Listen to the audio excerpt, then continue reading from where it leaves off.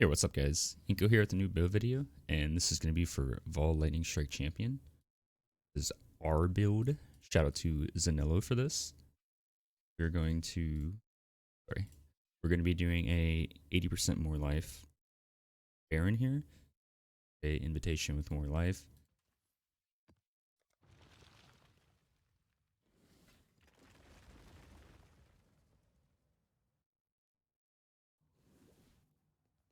And then after these, we'll go over the build, how everything works. Just kind of skip the stuff I don't care about. Hopefully I don't brick anything with the altars. I really don't read them. I just see more loot. I click that. So.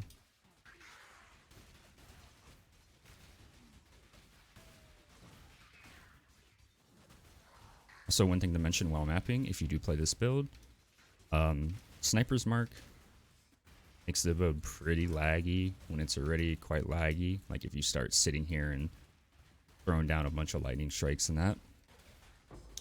So like a shrine here. If you get an Echo Shrine also, make sure you right click up here to cancel it. Like I canceled that Gloom Shrine. Because otherwise, especially with an Echo Shrine, this build will like crash your game with an Echo Shrine. So again, this is the more life map, 85% more life.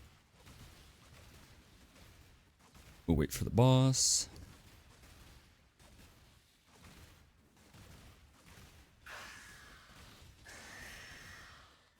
Portal. So we'll trigger Adrenaline with Corrupting Fever, use Ambush for more damage. We have the wrong Blood Rage, so I actually didn't get any Frenzy charges there. Don't have the alt quality. Some other upgrades we'll talk about after, but that was the map. I also rolled more life on this invitation to show. We'll do that really quick, and then we'll go over all the gear.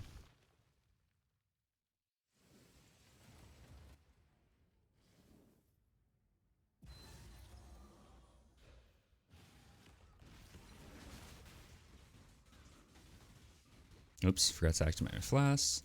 Kind of a throw, but it's fine. But to regenerate the souls. So, no problem there.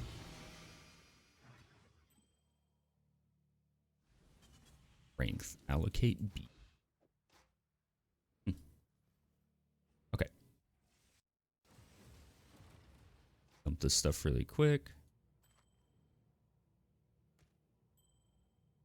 So, the main things with this build, what you want to do is you want to stack a good chunk of reduced skill effect duration like we have here on this ring, which was introduced in Kalandra League. And then also reduce Vaal skill effect duration. So this is from the Vaal chest from the Sextant modifier and using sacrifice fragments. You use 2 of them with the Sextant and it guarantees that chest. And you look for one with the amulet that has increased Vaal skill effect duration. And then you take it to the mirror to then flip it to be reduced. So that makes our lightning strike last less time, which then in turn means that it's going to stop and we're going to be able to gain souls again faster. And on top of that, so it's socketed in the triumvirate ring. So we're technically on a 1 link. This is still level 20. So as you see, it gives +2, 150% more damage, reduced soul gain prevention duration, requires 30% less souls per use, and then you have a 20% chance to regain consumed souls when used. So all the soul stuff. Obviously, we have our flask permanently going. The 2 important ones here just being Soul Catcher and Soul Ripper. You can use whatever 3rd flask you want, or just don't use a 3rd flask. But you're going to be generating so many flash charges, you can use a 3rd flask, no problem. And then finally in our gear for as far as Vaal skill stuff goes, we have this Fractured on, which is again found through the same way, the Sextant modifier, and through maps with the chests. This actually Claw. This is the old Claw, which ideally you want Eye Gouger because it's higher life gain than Imperial Claw. and we don't care about mana leech, but this is what we had, and this is what we're working with. And that actually, this claw gets us up to 3 charges. So very nice having that extra bit. As far as budget, you can use a warped timepiece. I'm pretty sure I have one. This amulet. Really don't have one. But anyway, it can go up to, oh, I do. There you go. It can have 20% reduced skill effect duration. So, can be good on a budget. As far as the tree goes, oops, if I can press the right button, we'll go over that now. So, we have Vaal sentencing, which gives us a lot of crit chance. We're using a Feed the Fury, Martial Prowess. Obviously, Calamitous is the block here.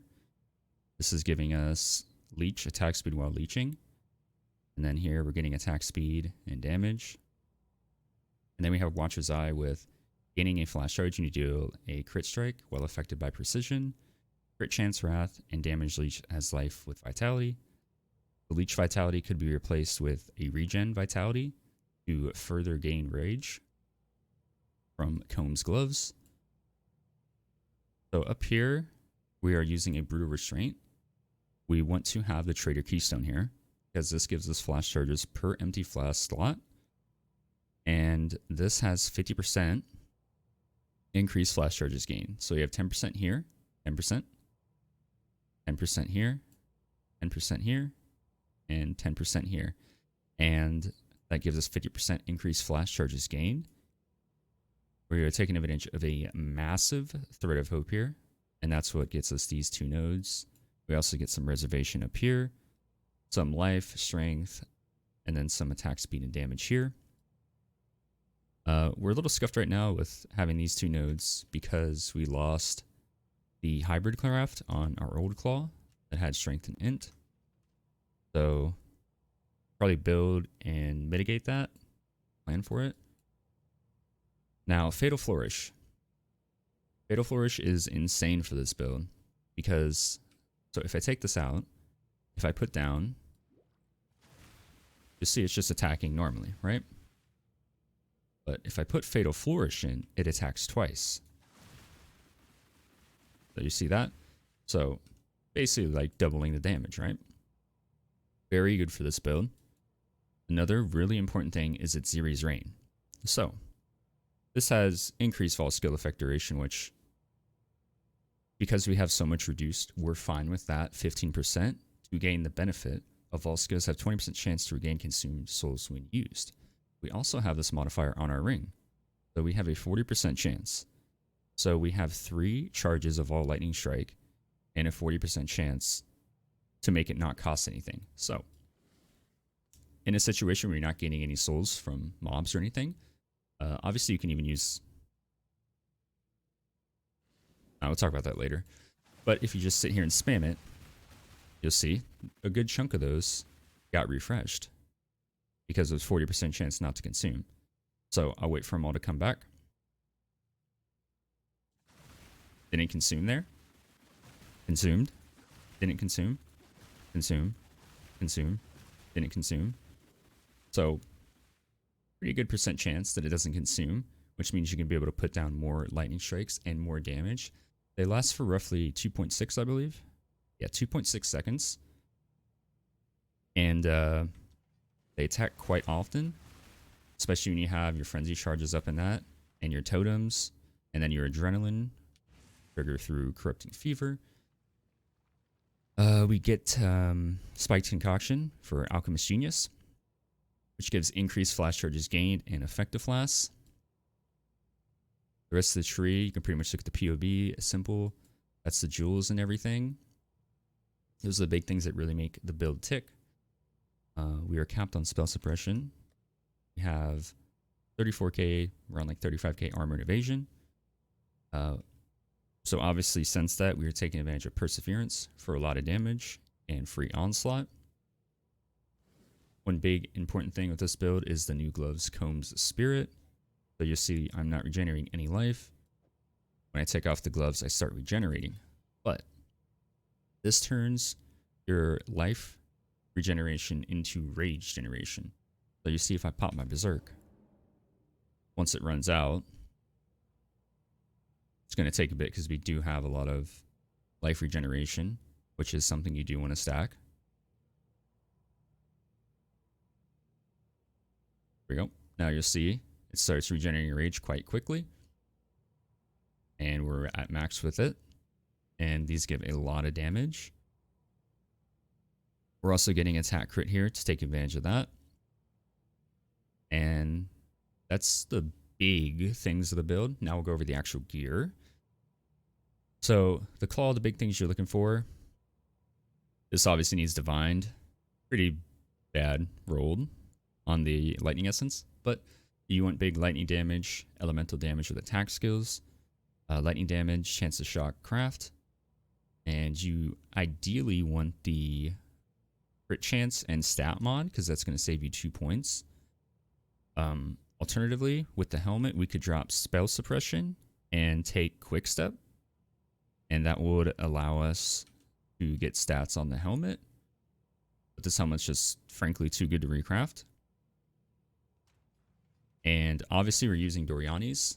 So because we don't need a 6-link because our attack skill goes in the ring, we take advantage of putting the auras in here. So we have Grace, Defiance Banner, and Lighten. Divergent Determination to get extra evasion rating. Wrath, and Vitality. Vitality offers obviously for the big rage generation, a lot of damage. We're taking advantage of this for the reduced skill effect duration. And the gear, you want minus lightning resistances to take advantage of Doriani's to make the enemies have minus lightning resistance. So we're actually well over the cap, which is minus 200. And with the amulet, same thing. It's the increased Vaal skill effect duration that is flipped from the Kalandra mechanic. So we have reduced. Here we're using life tap, Assassin's Mark on hit. Everything is life tapped because we have like no mana. Here, this is where we have our setup to trigger Adrenaline. So we have Anomalous Life Tap and a 21 Corrupting Fever. So every time we hit this, we trigger our Adrenaline. Just make sure when you do use this, your Adrenaline is gone because you don't want to keep using. It's going to take more and more damage with your CF, and you can definitely die from that. So you don't want to be spamming it. It's an every 20-second thing, or really just on bosses that you worry about it. And then our Molten Shell and our Berserk. Obviously here you would want 2120 Berserk. I don't have one. So our boots. And here you would want a high level enhance. You mainly enhance Blood Rage. I don't have the right Blood Rage. You want the Frenzy Charge on hit. So we have Frenzy Charges on bosses. We're using Ambush for a big boost to our damage. It gives a lot of crit chance and crit multi. So you ambush an enemy. It's just for single target. Otherwise, don't bother with it. And use that. And then here we have our movement skill, Whirling Blades, faster attacks, life tap. Shield gives us unaffected by bleed. And then our Jewel gives us corrupted blood immunity. Triumvirate we showed. Also, Essence Extraction is the anoint of choice. And then our helmet has the Pierce Enchant for Lightning Strike, obviously. Very important. Make sure you get this.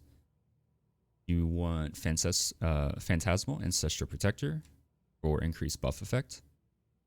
Level 1 Precision here because we take advantage of that mod on the Watcher's Eye. Divergent Frostblink. And Life Tap. So Frostblink, obviously, is our gap skill. So this is our main movement. And then also, with Frostblink, you can actually cancel. So you can do stuff like that to like sandwich in between them. So you can do cool stuff with that. It cancels the animation. But yeah, it perma sustains. The only thing you have to use is the flask when you go into a new instance. You'll want to use these ones. You just got to click them once. Soul Ripper is always going to self-sustain. But this build is very, very, very fun. Obviously, the big weakness to this build is dots. It's a Doriani build.